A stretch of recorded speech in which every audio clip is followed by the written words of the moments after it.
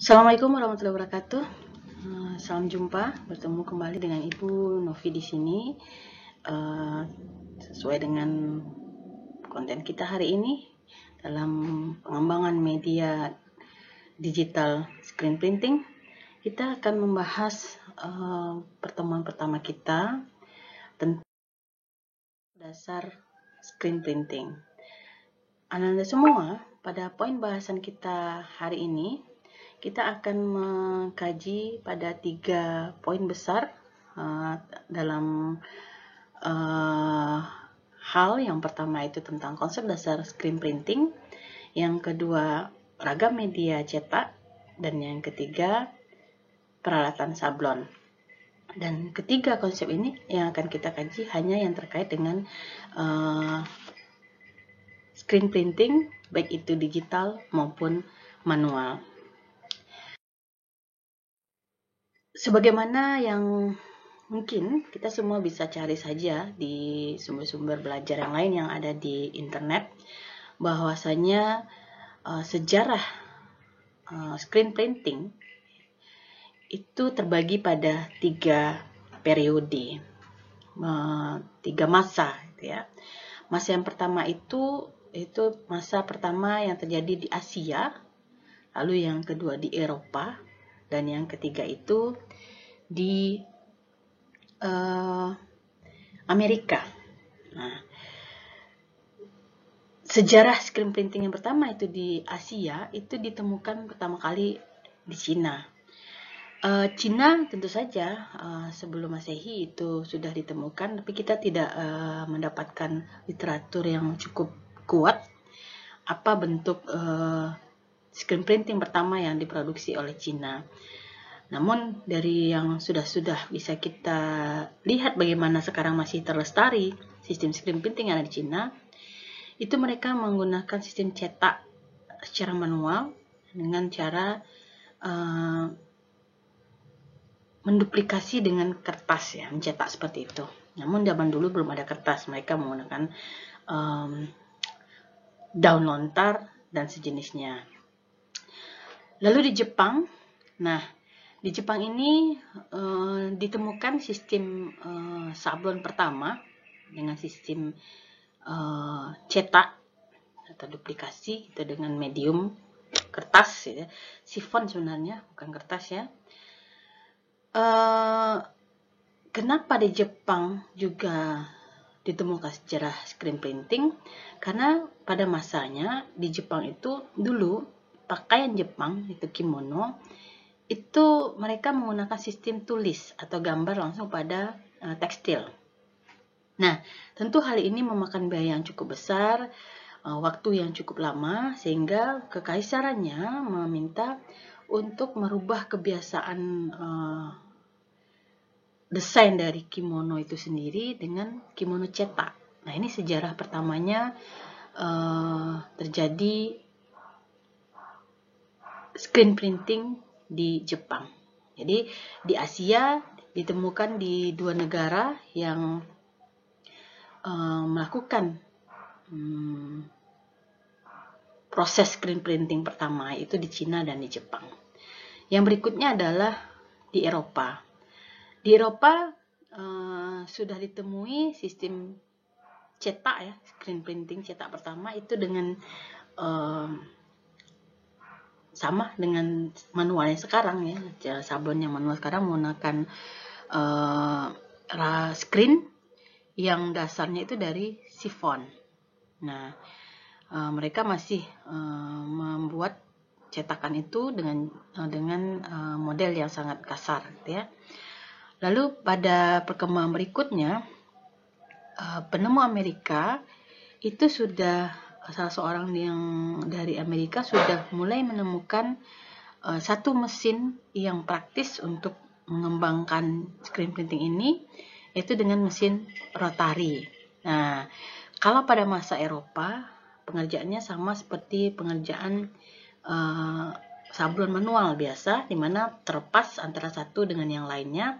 Sedangkan pada penemu di Amerika, mereka sudah menemukan model rotari, di mana screen-nya itu sendiri terpasang dengan kuat pada meja lalu diberi catok namanya, dan mereka memberikan untuk mencetak tekstilnya itu di atas meja yang sudah terhubung dengan screen sekali dengan meja cetaknya. Ini model rotary, dan model rotary ini adalah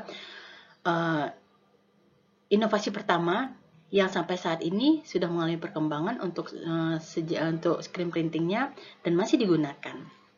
Nanti bisa kita lihat bagaimana mesin rotary saat ini masih dimanfaatkan dalam kegiatan screen printing sendiri. Dan sekarang masuk pada masa ditemukannya digital printing, di mana kegiatan mencablon tidak lagi menggunakan manual, tapi sudah memodifikasi diri dengan memanfaatkan dua peralatan, yaitu peralatan printer dan mesin cetak itu sendiri.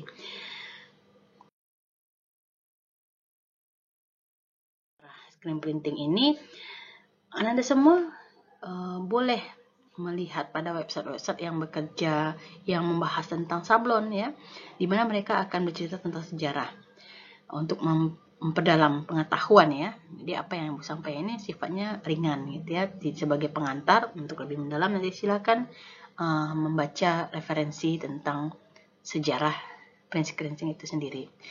Dari kegiatan sejarah yang ada itu, kita coba melihat temuan-temuan dari para penemu sablon itu sendiri.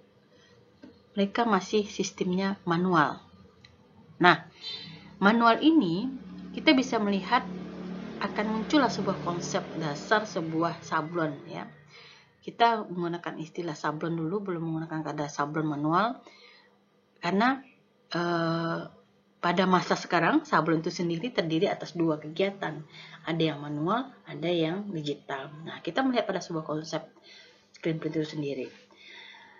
Kalau kita melihat sablon ini sebenarnya dari bahasa Belanda ya, yang akhirnya dimodifikasi atau di istilahnya apa kalau dalam bahasa itu ya, kita menggunakan istilah bahasa Belanda yang akhirnya menjadi bahasa Indonesia menjadi istilahnya kata sablon. Artinya mencetak atau meniru, menyalin. Nah, itu dia sebenarnya ya. Mencoba untuk menjadikan satu visual gambar menjadi sebuah film, istilahnya ya. Kalau dalam sablon ini film namanya, sesuatu yang sudah dicetak ke dalam di atas kertas, di atas kain kasa atau sifon sebagai film, atau istilah kita itu desain yang sudah kita duplikasikan ke screen ya. Itu dinamakan film. Yang nanti filmnya ini menjadi instrumen awal atau desain atau visual yang akan dicetak ke tekstil atau medium yang lainnya. Nah, ini jadi istilah sablon ini sebenarnya adalah proses mencetak atau menduplikasi satu desain ke medium lain. Nah, itu konsepnya. Dari konsep itu, pengertian dari sablon itu sendiri. Nah, di sini kita bisa melihat bahwasanya sablon adalah teknik mencetak dalam keilmuan printmaking. Nah, jadi kalau kita mendeskripsikan diri, kenapa mahasiswa teknologi pendidikan harus mengambil mata kuliah pengembangan media digital print screen ini? Karena pada masanya sampai saat ini sablon itu sendiri, baik itu manual maupun digital, merupakan medium yang sangat inovatif dan tidak pernah berubah, dan medium yang sangat efektif, efisien dalam menyampaikan satu pesan yang sifatnya massa atau lebih luas lagi daripada sekedar sebuah ruang yang hanya dimiliki satu atau dua komponen masyarakat. Tapi dengan sablon, pesan-pesan yang disampaikan itu bisa dijangkau oleh banyak strata dalam masyarakat, mulai dari yang mungkin sangat tidak mampu, sampai yang sangat mampu. Dari yang kecil sampai yang tua. Nah, inilah yang menjadi kita wajib mempelajari tentang sablon dan menjadikannya sebuah mata kuliah yang wajib dikembangkan, karena melalui media sablon kita bisa menyampaikan pesan. Sebagai contoh, saat ini kita masa maupun masa pandemi ada kewajiban melakukan 5M ya, lalu pada masa pemilihan pemilu dan segala macam, ataupun pesan-pesan anti narkoba, pesan anti korupsi dan segala macam, maupun pesan wajib belajar dan segala macam. Kalau itu kita buat dalam bentuk konsep sablon yang sifatnya baik itu melalui tekstil, pakaian, maupun stiker, maupun pesan-pesan dari menggunakan tempat air minum, tada air minum, segala macamnya, pesan-pesan yang masuk ke semua masyarakat, terbaca sekilas, tapi ketika sering terbaca menjadi sebuah mindset yang kuat dalam masyarakat. Nah, ini yang kita ambil fungsi dari sebuah sablon itu sendiri. Kenapa kita harus mempelajari? Nah, kita lihat dari definisi ini, bahwasanya sablon itu merupakan sebuah keilmuan printmaking. Tekniknya printmaking yang mereproduksi sebuah citra visual dengan proses pembuatan film artwork pada screen sebagai master cetakan. Sablon juga dikatakan salah satu teknik saring pada sebuah papan screen yang telah melalui proses artwork dengan cairan emulsion ya, dengan visual yang berpindah daripada media yang dikendaki. Nah, itu istilahnya ya. Definisi konsepnya seperti itu. Jadi, sebuah media teknik mencetak dengan sebuah film yang sudah dibuat sebelumnya dengan artwork atau emulsion, yang nanti visual tadi kita pindahkan ke medium yang kita maksud. Nah,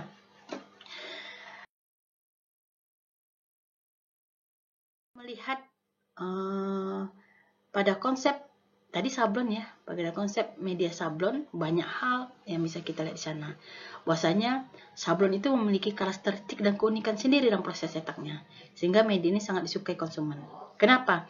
Karena sesuatu yang sifatnya, misalnya kita suka pada gambar nih, kita suka menggambar, kita suka pada satu desain, kita suka pada satu motif, kita ingin ini ada bagian dari diri kita. Nah, ketika kita menyulapnya menjadi sebuah pakaian yang kita gunakan, itu akan menjadi sesuatu yang sangat authority ya, sangat khas milik kita sendiri.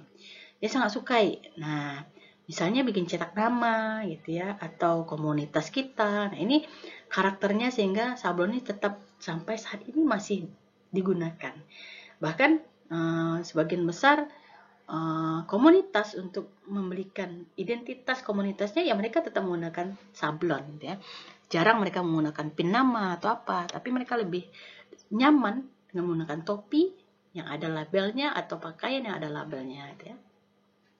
Nah, ini yang Ibu katakan tadi. Yang kedua, sablon sebagai media untuk promosi dan media untuk menuangkan ide-ide kreatif dalam teknik cetak reproduksi.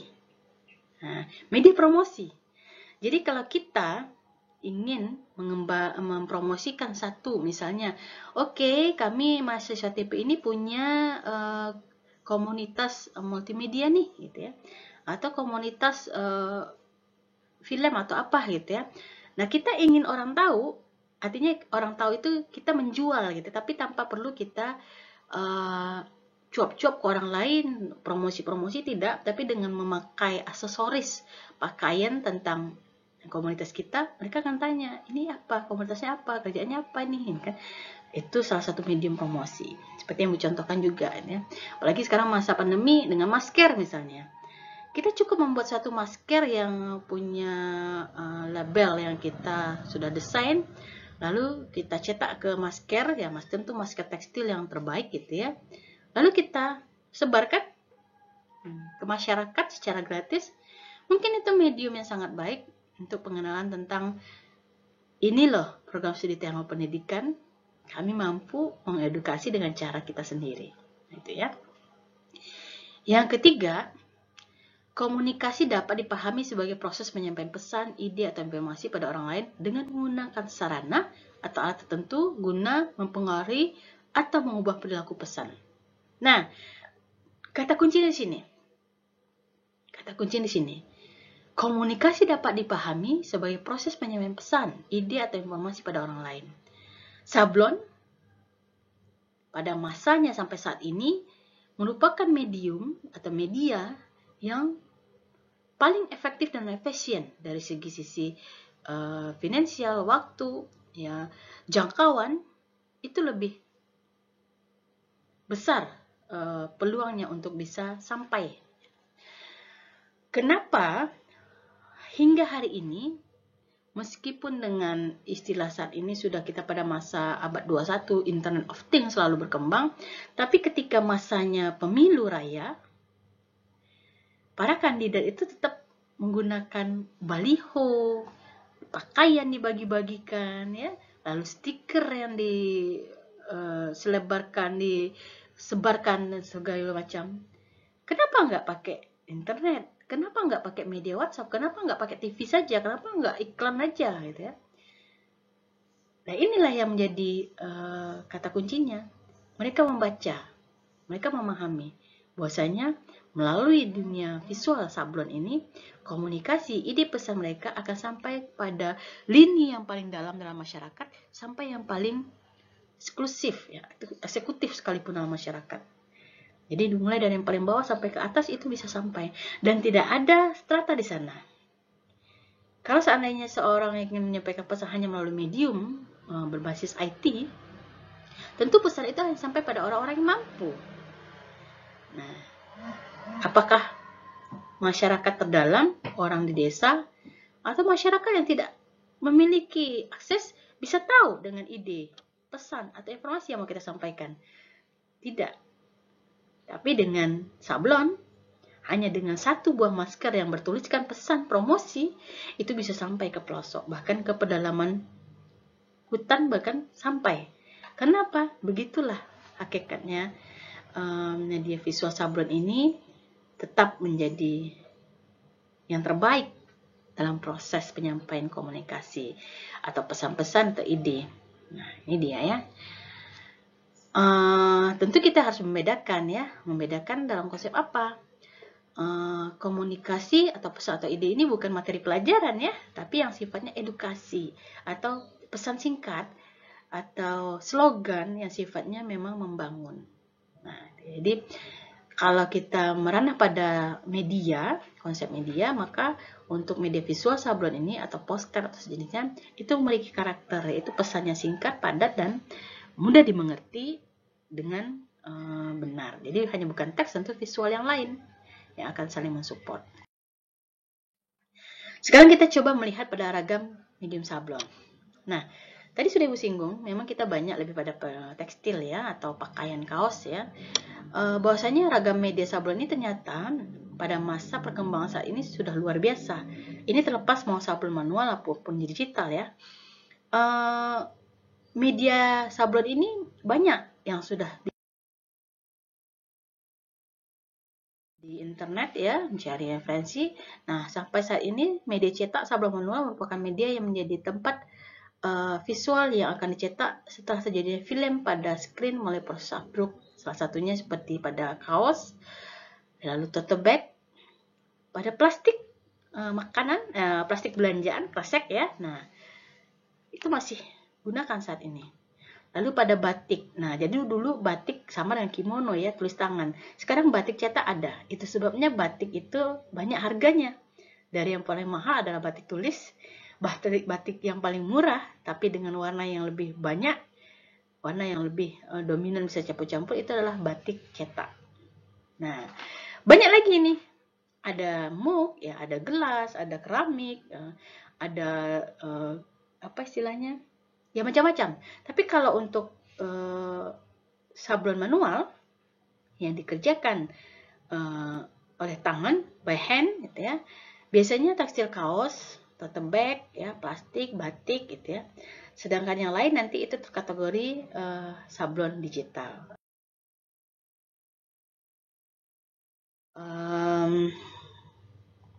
Sablon manual ya.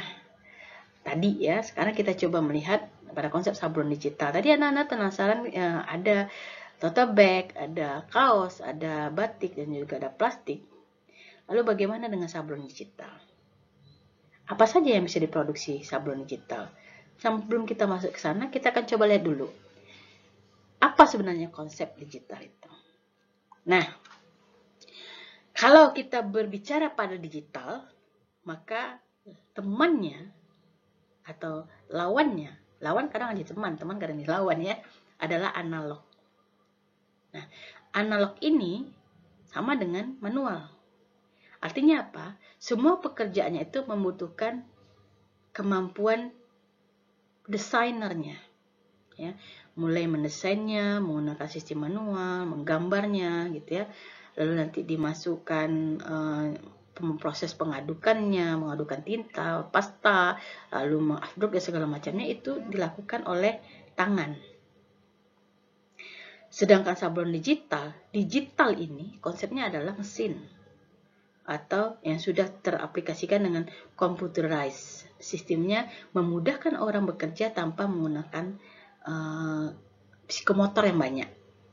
Nah, ini konsep digital. Digital ini semuanya itu diatur melalui komputer.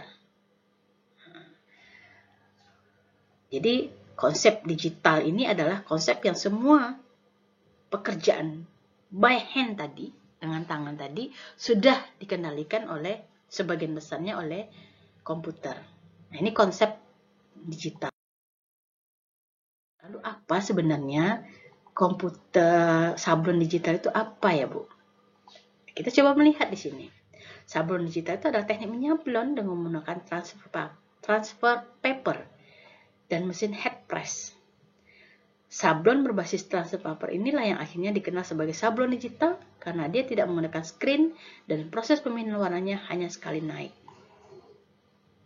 Nah, jadi sablon digital itu adalah proses menyablon dengan menggunakan medium ya, medium lain. Di sini Ibu menggunakan istilah transfer paper dan mesin head press. Nah, apa itu transfer paper? Nah, ini sama seperti kertas ya, kertas khusus yang nanti di print di atas kertas itu desainnya, yang nanti kita akan coba memasangnya ke pakaian dan kita beri tekanan yang panas. Boleh dengan mesin head press khusus atau kita dengan setrika juga boleh. Jadi kita gosok pelan-pelan secara merata hampir keseluruhan desain itu ke atas pakaian. Akhirnya ini akan menjadi karya sablon. Dan biasanya itu hanya sekali tindakan, karena di sekali memprint itu satu kali desain selesai. Mau multicolor, banyak color atau satu color juga nggak masalah. Dan proses pemindahannya itu hanya satu kali aja. Nah, kalau manual desain kita tuh ada 10 warna, maka proses pemindahan warna itu ada 10 kali naik di atas pakaian. Lama? Iya, benar. Tapi di situ uniknya. Nanti kita akan coba perdalami lagi nanti yang manual sejalan dengan kegiatan kita. Selanjutnya adalah ada dua jenis sablon digital ini. Yang pertama konsep direct to garment atau DTG. Nah, konsep direct to garment ini adalah teknik menyablon tanpa menggunakan alat bantu seperti screen atau film, dan proses pemindahan warnanya hanya sekali dengan metode tinta khusus langsung ke kain atau garment melalui proses press treatment, lalu diakhiri dengan proses head press. Nah, bedanya kalau konsep direct to garment ini, pakaian itu yang langsung masuk ke mesin cetaknya, nggak pakai medium lain.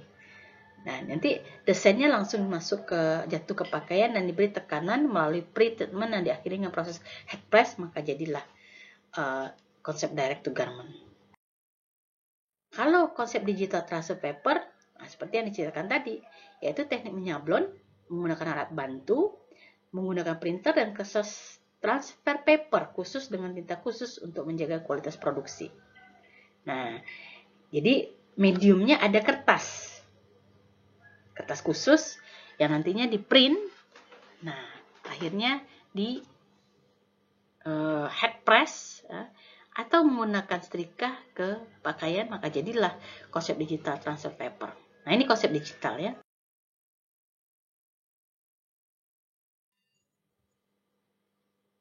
Mungkin kita akan bertanya, apa fungsi head press itu pada media sablon digital itu? Tujuannya supaya nanti tinta yang masuk, yang jatuh di atas tekstil itu memiliki tekanan panas sehingga masuk ke serat-serat pakaian. Nah, itu yang memperkuat hasil visual itu di atas tekstil. Nah, tentu masing-masing antara direct to garment dan digital transfer paper ini ada kelebihan dan kekurangan masing-masing ya. Dan hal ini adalah sesuatu yang sangat perlu kita ketahui sebagai orang yang akan bekerja dengan dunia sablon, sehingga nanti bisa menjadi wawasan bagi kita. Kenapa Pak, saya ingin buat gini nih, kenapa nggak bagus digital, kenapa nggak bagus begini? Konsumen akan bertanya. Sementara kita punya apa istilahnya counter untuk sablon manual, tapi orang bertanya, kenapa nggak digital Pak, Bu, atau Abang, atau Adik itu ya. Lalu kenapa nggak pakai kenapa pakai digital transfer paper? Kenapa pakai ini? Kenapa mereka bertanya? Nah, tentu kita semua masa ini. Nah, ini yang menjadi tugas bagi Anda semua untuk pertemuan ini, yaitu cobalah untuk melihat, mencari sumber tentang kelebihan dan keuntungan dari direct to garment dan transfer paper, dan apa prosedur dalam melakukan sablon digital, baik to direct to garment dan digital transfer paper. Nah, ini yang harus Anda kerjakan, jawab, buat di e-learning, dan baca ketentuan tugasnya di e-learning. Oke. Ragam media sablon digital, itu ada tekstil, ada kulit sintetis, ada brosur, ada spanduk, ada muk, dan lain sebagainya. Apa yang membedakan dengan media manual? Kalau manual, mediumnya terbatas. Kenapa? Karena by hand, dan dia hanya mengandalkan pada screen. Nah, ya, screen saja, yang screennya itu datar ya. Nah, sedangkan kalau sablon digital, tekstilnya pasti sama dengan manual. Kulit sintetis karena dia punya sistem printing menggunakan mesin. Brosur karena dia kertas, maka menggunakan sistem printer juga bisa. Atau spanduk dengan ukuran yang lebih besar. Sekarang spanduknya lebih ke mediumnya plastik ya. Nah, tapi apakah spanduk nggak bisa menggunakan sablon, Bu? Bisa, tapi pekerjaannya berat ya, karena banyak mediumnya besar, lalu kerjanya jadi lama, kita harus satu-satu ya. Lalu muk. Nah, untuk muk atau gelas ini ada alat khususnya, dan banyak lagi yang bisa disablon dengan media sablon digital ini ya. Cari saja informasinya. Lalu kita coba melihat pada poin terakhir tentang peralatan dari screen perlukan, tapi ini adalah peralatan yang paling utama yang harus dikuasai atau dipahami oleh kita bersama ketika kita akan memulai sebuah usaha sablon. Yang pertama adalah screen. Nah, screen ini adalah alat untuk memegang gambar yang digunakan untuk mencetak atau menyaring tinta, yang terdiri dari kain kasa yang direkatkan dengan bingkai dari kayu.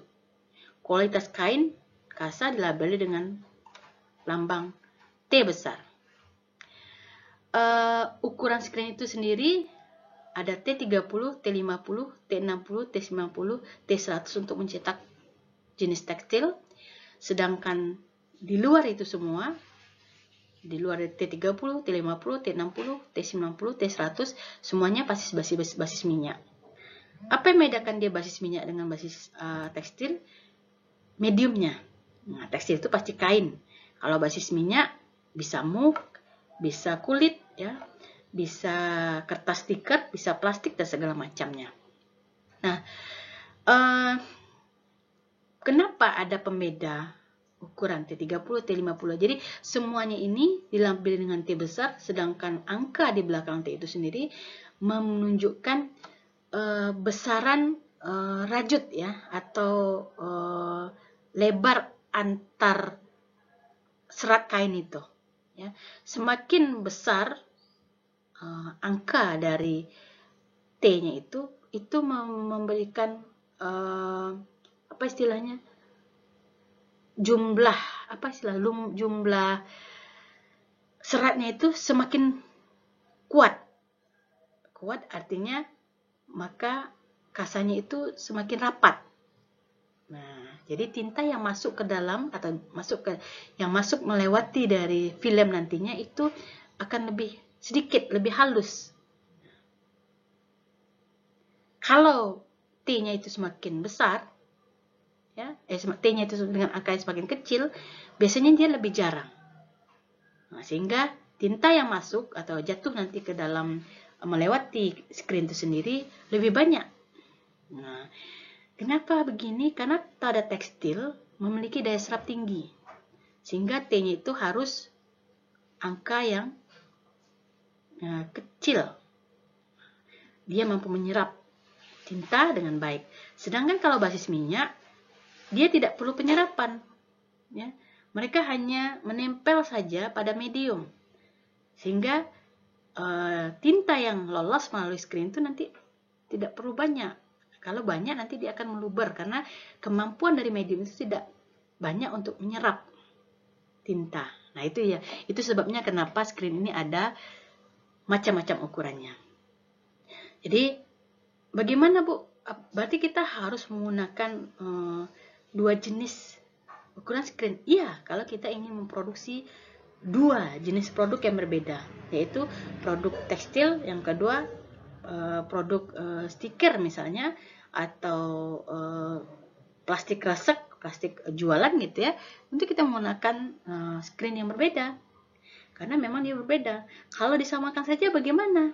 Nah, kalau disamakan efeknya adalah kualitas dari sablon itu sendiri tidak akan lebih baik satu sama lainnya, sehingga konsumen akan merasa dirugikan dan segala macamnya. Oke. Melihat pada alat yang kedua itu rakel. Nah, rakel ini terdiri dari 5 macam pula fungsinya. Nah, apa yang membedakannya? Ujung dari rakel itu sendiri. Jadi rakel ini di atasnya itu nanti ada kayu, di bawahnya itu ada karet. Nah, fungsinya itu menekan tinta dari kain screen ke atas kertas atau bahan lain yang akan disablon. Dia terbuat dari karet atau plastik sintetik. Nah, pada bahan yang lunak dan tumpul biasanya mengalir lebih banyak pada tinta media cetak. Sedangkan pada bahan yang keras dan sedikit tajam mengalir lebih sedikit tinta sehingga mempercepat pengeringan. Nah, masing-masing rakel ini ujungnya itu punya fungsi. Kita lihat satu-satu. Misalnya untuk rakel kotak. Rakel kotak ini artinya apa? Karetnya itu berbentuk kotak gitu ya. Jadi nggak ada runcing-runcingnya, datar aja. Dan ini fungsinya untuk menarik tinta solvent. Screennya itu biasanya screen untuk T61, 77, 90, T120. Nah, kalau kita melihat di sini berarti untuk tekstil. Karena menghasilkan gambar yang tipis dan detail. Ya.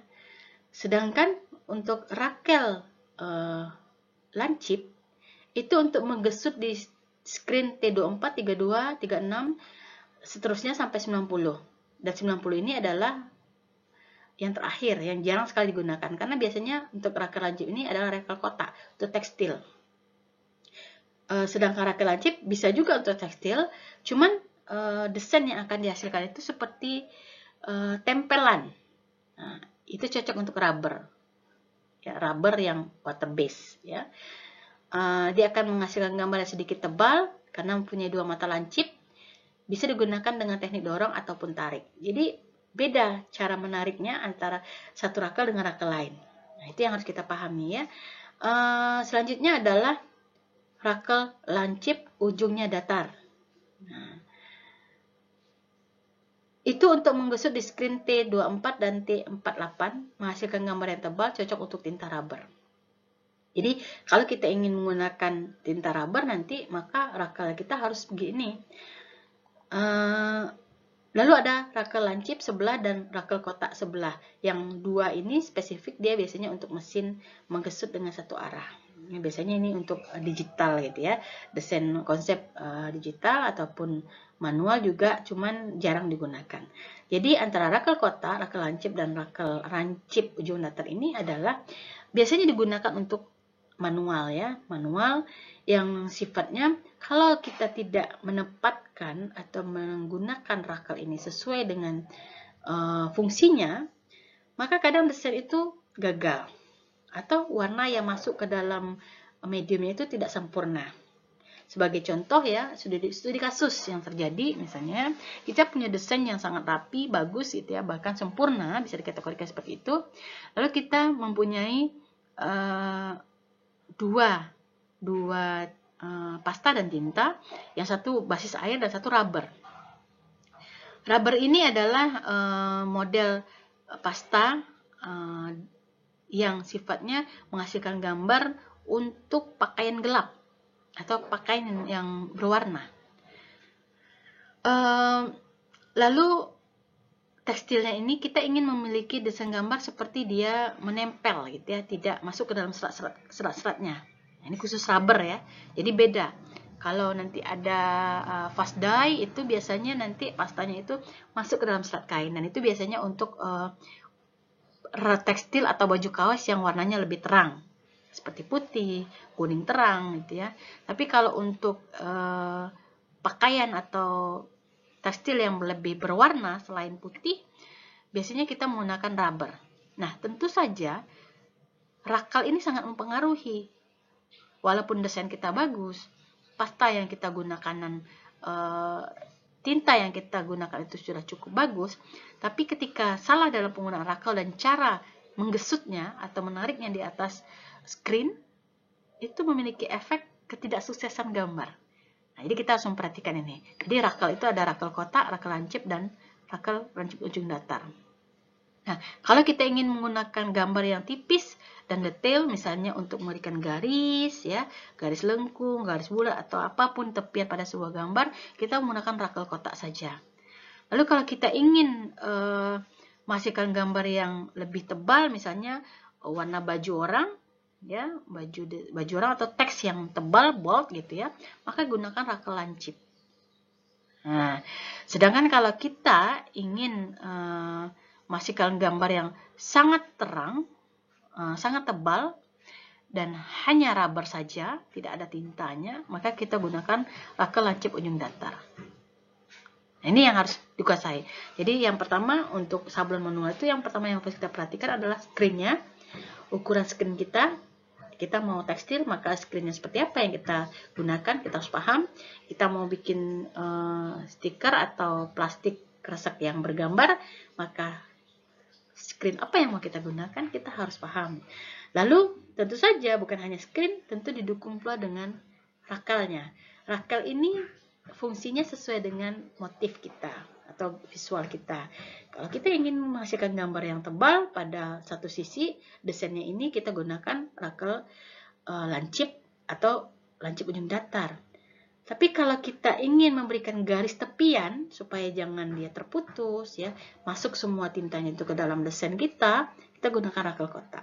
Jadi masing-masing rakel punya fungsinya, meskipun dalam satu screen gesutannya berbeda, karena setiap desain itu, setiap visual yang akan dimunculkan itu berbeda kehendak kita. Jadi kalau kita ingin hasil desain kita tuh sukses, maka kita memang harus mampu menggunakan dua alat ini dengan tepat. Jadi nggak sembarangan kita gunakan.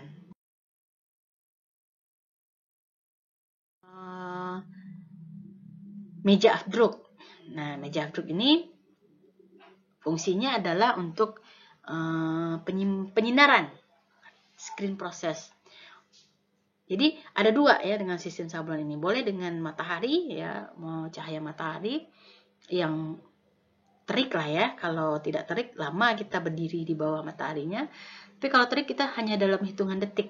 Nah, tapi biasanya memanfaatkan sinar matahari itu untuk penyinaran timingnya itu tidak tepat kadang-kadang.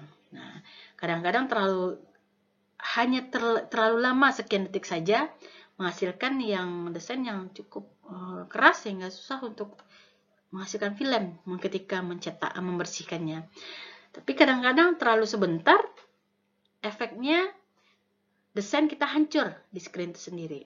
Tapi kalau dengan meja afdruk ini ada lampu di dalamnya, lalu ada timing yang bisa kita atur, sehingga nanti biasanya menggunakan meja afdruk ini 10 menit ya, 10 menitan untuk desain, segala macam desain, 10 menit penggunaannya, dengan wattnya itu mulai dari 80 sampai 125 watt gitu ya panasnya, yang nanti digunakan 10 menitan biasanya otomatis mati dan kita langsung tinggal melakukan penyiraman pada screen kita. Pasti waktunya. Nah, jadi kita nggak pakai rasa ketika menyinari. Selain itu, meja afdruk ini juga berfungsi untuk mencek film. Nah, kita nggak perlu mensowingnya ke matahari ya, menerawangnya. Maka kita cukup dengan menggunakan meja afdruk untuk mencek apakah film kita ini sudah tidak ada masalah, tidak ada lagi yang rusak, bolong atau segala macam, atau perlu kita perbaikan, bagian yang mana yang mau kita tutup lagi dan segala macamnya, bisa menggunakan meja afdruk. Nah, ketika akan mulai menyablon itu adalah meja catok. Meja catok atau meja cetaknya, dia untuk mencetak film ke media tekstil. Nah, pakaian ya. Penggunaannya disertai dengan lem kain dasar di dasar papan agar tekstil tidak bergeser. Nah, ini contohnya. Jadi ada meja yang catoknya ya, alat catoknya ini namanya alat catok ya. Catoknya ini berfungsi untuk memegang screen kita yang nanti akan terpasang langsung ke meja cetak. Nah, disinilah tempat kita melakukan proses cetak medium tekstil atau sablon baju menggunakan desain yang kita sudah buat di atas screen tadi. Perlu kita ketahui juga yang sifatnya sebagai alat penunjang, dia bisa ada, bisa tidak, tapi kalau nggak ada ya juga bisa kacau gitu ya. Yang pertama, bantalan busa hitam. Konsep bantalan busa hitam ini bisa kita gantikan dengan triplek hitam yang ukurannya jauh lebih besar, dan perlu kita beri tekanan di atasnya supaya dia bisa menutupi screen kita itu sehingga tidak bias sinar, sehingga menjamin ketajaman hasil afdruk. Biasanya bantalan busa hitam ini dimasukkan ke dalam bagian belakang dari screen itu sendiri. Yang berikutnya adalah wadah plastik atau kaca. Nah, ini fungsinya adalah tempat mengolah bahan peka cahaya untuk mengolah bahan penghapus peka cahaya ya, atau obat afdruknya. Lalu ada sendok pengaduk, karena nggak mungkin kita mengaduk pasta dan tinta dengan tangan, nanti susah hilangnya gitu ya. Lalu alat pengering dan setrika.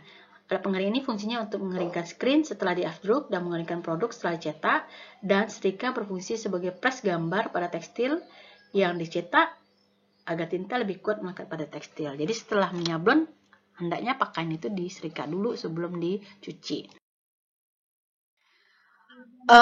Apa kelebihan dan kekurangan sablon manual? Kita coba melihat di sini. Kelebihan dari sablon manual itu adalah kualitasnya pasti lebih awet dan tahan lama. Bahkan kalau seandainya penempatan tinta yang benar dan penyablonan yang bagus, biasanya lebih dari setahun itu pakaiannya sablonnya nggak akan hilang. Nah, harganya jauh lebih murah kalau kita memesan pakaian itu dalam jumlah yang cukup banyak. Kenapa? Karena jumlah tinta yang akan digunakan, baik itu menggunakan satu desain dengan satu pakaian dengan apa istilahnya, dengan banyak pakaian itu sama banyak tinta yang akan digunakan karena dia sekali aduk. Jadi sekali aduk tinta dan pasta itu bisa menghasilkan, bisa digunakan berulang-ulang, bahkan banyak. Dan desainnya bersifat original pasti ya, karena lebih khas, ada authority-nya dan pasti. Kekurangannya pasti proses pengerjaannya sangat teliti sehingga membutuhkan waktu lama karena kita harus hati-hati dalam menduplikasinya ke atas medium, dan sifatnya desain itu, filmnya itu sudah kita pisah-pisah untuk setiap tampilan di screen-nya itu, sehingga nanti ketika kita mencetak tidak akan saling bersentuhan sehingga tidak muncul warna-warna yang tidak kita sesuaikan, sudah sesuai dengan rencana kita. Lalu kesulitan tinggi apabila menggunakan warna yang banyak karena harus memisahkan satu warna dengan warna lain sebelum kita mencetaknya. Oke. Lalu bila terburu-buru mengerjakan dapat membuat sablon menjadi retak atau tidak sempurna. Nah, ini dia studi kasusnya banyak sekali dalam praktikum itu gambarnya atau desain yang ketika dicetak di tekstil itu ada yang sebagiannya penuh, sebagiannya retak-retaknya apa gimana. Nah, kalau memang desainnya begitu sih nggak apa-apa. Permasalahannya desainnya nggak begitu, maka ini bisa dikategorikan produksi yang gagal. Nah, jadi kegagalan sebuah produksi itu apabila desain itu tidak serupa dengan produk yang dihasilkan. Ini kenapa? Karena dikerjakan terburu-buru dan tidak hati-hati. Dan kejadian ini biasanya terjadi difaktori oleh salah pemilihan screen-nya. Yang kedua, salah penggunaan jenis rakelnya. Oke. Bagaimana pula dengan kelebihan dan kekurangan digital sablon? Ya, meskipun dengan kemudahannya, tentu dia ada punya kesulitannya. Nah, coba kita lihat pada kelebihannya. Pengerjaan lebih cepat, karena nggak butuh waktu lama. Hari ini kita desain, sekian jam kemudian, nggak sampai berjam-jam, bahkan nggak sampai setengah hari, bahkan hitungan menit saja, sudah bisa kita cetak ke pakaian. Pasti itu. Sedangkan kalau manual, setidaknya butuh waktu lebih kurang sejam sampai 2 jam untuk satu desain. Warna lebih tajam dan hasil cetak lebih merata dan rapi. Karena dia printing. Ya. Detail gambar jelas meskipun banyak warna, karena sekali gesut atau sekali apa istilahnya, sekali timpa ke atas tekstil, nggak berulang-ulang. Sedangkan kalau pada manual berulang-ulang, desainnya banyak, gambarnya, warnanya, otomatis berulang pula kita gesut di atas screen itu. Itu dia. Dan yang kelebihan berikutnya, dia dapat mencetak foto atau gambar. Jadi foto-foto itu bisa dicetak di pakaian. Sedangkan kalau manual itu sulit. Karena pikselnya lebih besar, lebih banyak, dan itu lebih detail, akan sulit untuk dibuat dengan manual. Kecuali kita memanualkannya itu dengan satu warna saja atau 2 warna, mungkin akan lebih mudah. Lalu kekurangannya adalah membutuhkan biaya perawatan untuk perangkat. Nah, mesin digital tuh harus dipanaskan setidaknya sehari sekali, harus panas. Perawatan lagi, listriknya lagi gitu ya. Tintanya juga harus selalu dibersihkan, kepala head press-nya itu harus selalu dibersihkan dari tinta, kalau enggak dia akan menjadi melekat di sana, keras, dan akan menghasilkan produksi yang jelek. Lalu terbatasnya tekstil yang dapat dicetak dengan printer, pasti ya kan, nggak mungkin mug atau tadah plastik dicetak dengan digital gitu ya, tanpa alat khusus, tentu sulit ya. Jadi setiap medium, kalau digital ini satu medium jenisnya, satu pula jenis mesin cetaknya. Nah, itu yang kekurangannya. Jadi nggak bisa multifungsi. Tidak dapat memproduksi dalam jumlah banyak karena pekerjaan cetaknya yang lama. Kalau mendesainnya, cetaknya lama karena dia satu mesin itu satu cuman bisa. Sedangkan kalau manual, kalau kita menggunakan model rotari, satu gerak kegiatan kita itu bisa tergantung besarnya rotari ya, model rotarinya bisa 5, bisa langsung 10 dan segala macam, tergantung pada rotari dan meja cetaknya itu. Bisa sekali jalan. Ukuran desain hanya sebatas ukuran mesin cetak. Nggak bisa lebih, karena lebih nggak bisa masuk ke dalam hasil produksinya.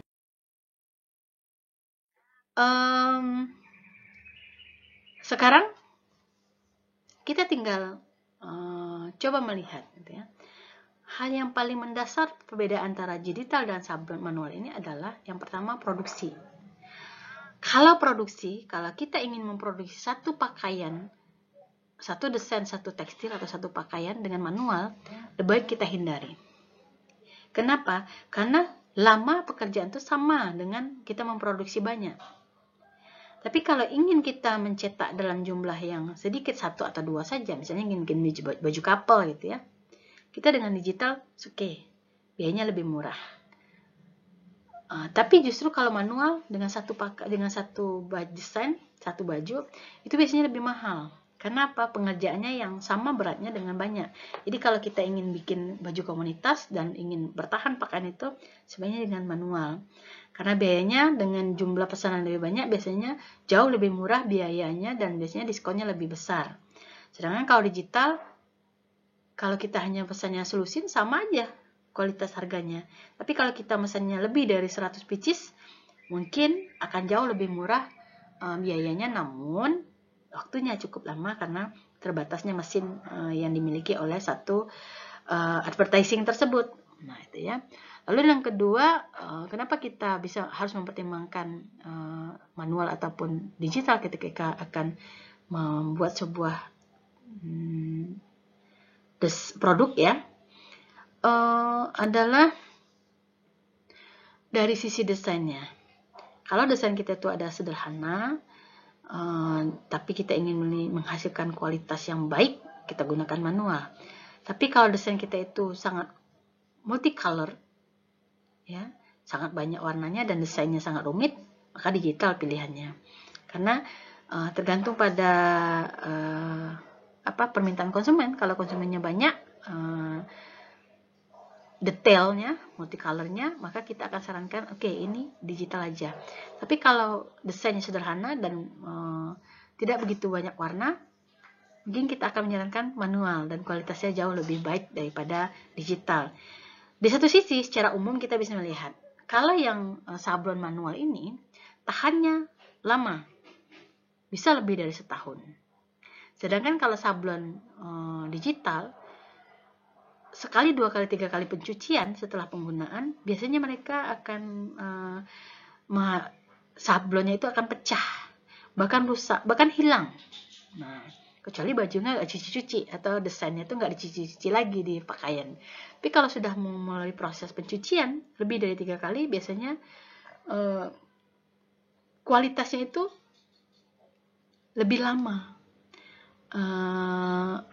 lebih lama menghilangnya dari pakaian kita, tapi pecah-pecah. Jadi seperti remahan pakaian di atas pakaian itu, jadi nggak menarik. Nah, itu makanya di distro-distro tertentu seperti ya ini kita sebutkan saja ya, seperti Tangkele ya, itu produksinya itu manual. Kenapa? Authority-nya nampak, tergantung pada desain si konsumen yang mesan dan kualitas dari produknya itu tahan lama. Nah, itu. Sekarang apa yang harus kita lakukan? Nah, siapkan rancangan kita semua, baik itu di pakaian, di topi, di tote bag, atau di tas kresek. Yang jelas, disinilah kita harus membuat sebuah desain yang akan kita kembangkan nanti. Your design here. Jadi di tekstil lah kita akan memilih desain kita. Dari banyak pilihan-pilihan rancangan medium yang akan kita gunakan, maka kita akan memilih desain tekstil untuk produksi media digital print screen kita. Baik, inilah pertemuan kita saat ini tentang konsep screen printing. Kita sudah menyentuh sedikit tentang sablon manual maupun sablon digital. Dan kita sudah juga memahami tentang apa masing-masing kelebihan dan kekurangannya. Namun, secara praktik, ya, tentu kita butuh waktu untuk melaksanakannya. Dan ingat, tugas yang harus diselesaikan terdapat pada pertengahan materi tadi. Ya, silahkan diulangi kembali kira-kira apa yang menjadi tugas Anda dan silahkan mengerjakan sesuai dengan instruksi yang ada di e-learning. Terima kasih pada pertemuan hari ini. Semoga dapat mengambil hikmah dan manfaat yang besar dan setidaknya menjadi pandangan yang terbuka tentang kenapa teknologi pendidikan menerapkan perkuliahan pengembangan media digital print screen ini, tentu dengan ilmiahnya seperti yang disampaikan tadi. Oke, Anda semua mahasiswa program studi teknologi pendidikan, selamat berkarya dengan media sablon ini. Mulailah kita menyampaikan nilai-nilai positif edukatif dalam desain kita untuk masyarakat bermanfaat sebagai seorang yang peduli dengan pendidikan, sebagai orang peduli dengan kebutuhan masyarakat, maka kita kembangkan pesan-pesan edukatif melalui komunikasi sablon dengan baik dan benar. Itulah tugas kita. Sampai jumpa di pertemuan berikutnya. Terima kasih. Assalamualaikum warahmatullahi wabarakatuh.